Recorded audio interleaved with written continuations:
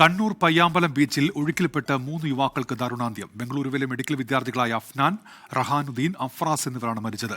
തിരയിലകപ്പെട്ടയാളെ രക്ഷിക്കാനുള്ള ശ്രമത്തിനിടെ മറ്റ് 2 പേരും മുങ്ങിപ്പോവുകയായിരുന്നു. അരുൺ പൂപ്പറമ്പയാണ് വിശദാംശങ്ങളുമായി ഇപ്പോൾ കണ്ണൂരിൽ നിന്ന് ചേരുന്നത്. അരുണ്, വേദനിപ്പിക്കുന്ന ഒരു സംഭവമാണ്. എന്തൊക്കെയാണ് വിവരങ്ങൾ, അരുൺ?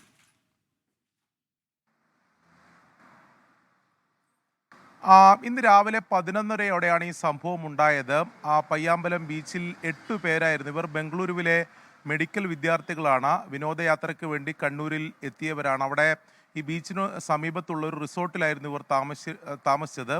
അവിടെ രാവിലെ ബീച്ചിൽ കുളിക്കാൻ ഇറങ്ങി. അതിനിടെ ഒരു വിദ്യാർത്ഥി ആദ്യം ഒഴുക്കിൽപ്പെട്ടു, ഈ തിരയിൽപ്പെട്ടു. ആ വിദ്യാർത്ഥിയെ രക്ഷിക്കുന്നതിനിടെയാണ് മറ്റ് 2 പേർ കൂടി തിരയിൽപ്പെട്ടത്. പിന്നീട് കൂടെ ഉണ്ടായിരുന്ന സുഹൃത്തുക്കൾ പെട്ടെന്ന് ആ നാട്ടുകാരെയും ലൈഫ് ഗാർഡിനൊക്കെ വിവരം അറിയിച്ചു. ആദ്യഘട്ടത്തിൽ 2 പേരെ ഉടൻ തന്നെ രക്ഷിക്കാൻ സാധിച്ചു. പിന്നീട് ആശുപത്രിയിൽ എത്തിച്ചെങ്കിലും ജീവൻ രക്ഷിക്കാനായില്ല. മൂന്നാമത്തെ ആളെ 1 മണിക്കൂറിന് ശേഷമാണ് മൂന്നാമത്തെ ആളുടെ മൃതദേഹം കണ്ടെത്താനായത്. എന്തായാലും ദാരുണമായിട്ടുള്ള സംഭവമാണ് ഉണ്ടായത്. 8-അംഗ സംഘം വിനോദയാത്രയ്ക്ക് വേണ്ടി എത്തിയതാണ്. അതിനിടെ ഈ കടലിൽ കുളിക്കാൻ ഇറങ്ങിയപ്പോഴാണ് ഈ അപകടം ഉണ്ടായത്. അരുൺ പൂപ്പറമ്പയാണ് വിശദാംശങ്ങൾ നൽകിയത് കണ്ണൂരിൽ നിന്ന്.